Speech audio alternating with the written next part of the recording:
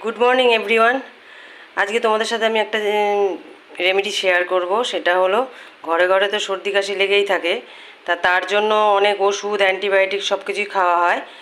তা আমার ঘরেও সবসময় সর্দি কাশি লেগে থাকে, তার জন্য আমি ওষুধ তো খাওয়াই, কিন্তু যখন না কমে, কফগুলো না উঠতে চায়, তার জন্য বাসক পাতা দিয়ে, তুলসী পাতা দিয়ে একটা কাথ তৈরি করব। সেটা কিভাবে করব তাই আজকে তোমাদের শেয়ার করব। এটা করে স্টোরেজ করে আমি ফ্রিজে রেখে দিই।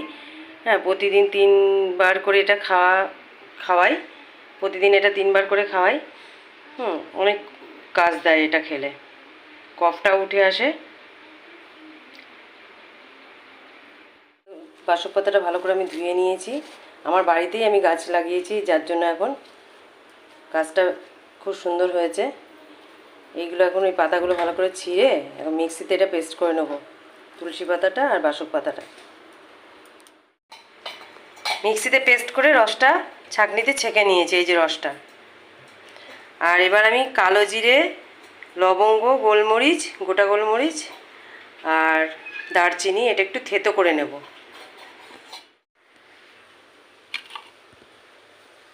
কেন থেতো করে নিলাম?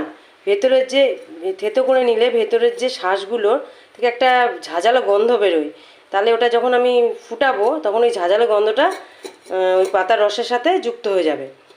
তাহলে ঝাঁঝটা সমেত ফুটালে আরও ভালো হবে, তাই জন্যই আরও থেতো করে নিলাম।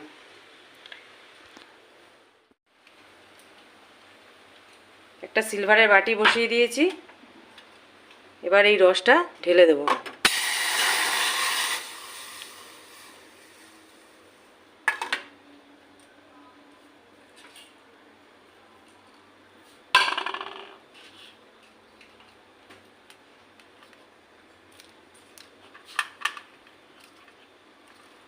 এর মধ্যে আমি আদা বাটাটা দিয়ে দিলাম,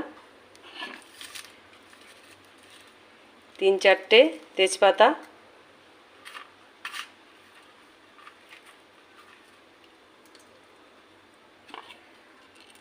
আর থেতো করে রাখা এই মশলাটা ঢেলে দিলাম।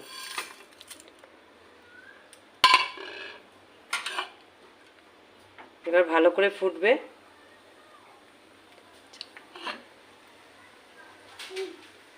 চামচ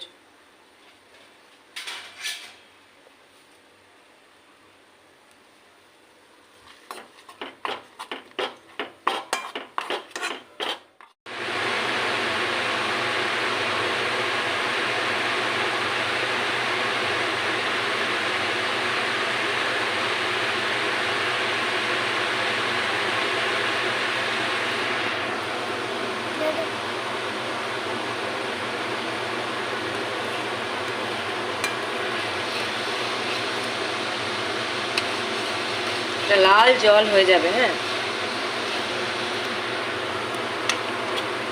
রসটা করলাম সবুজ, কিন্তু হয়ে গেল লাল জল।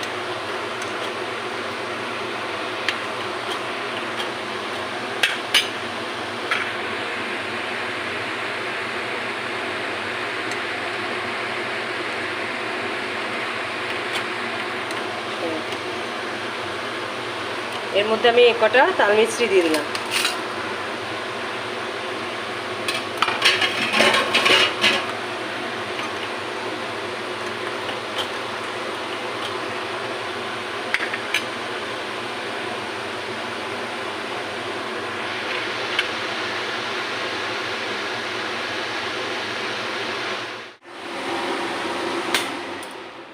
এই দেখুন, রসটা আমি ছেঁকে নিয়েছি, একদম লাল জল হয়ে গেছে, লাল রঙের। এবার আমি স্টোর করে রেখে দেবো এটাকে, ঠান্ডা হয়ে গেলে। অনেকটাই হয়েছে।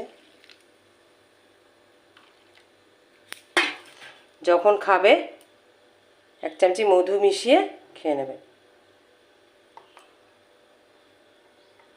আমি প্রায় দিনই করি, কারণ আমার মেয়ের একটু কাশির ধাত আছে, তাই জন্য আমি এটা প্রায় দিনই ওকে খাওয়াই।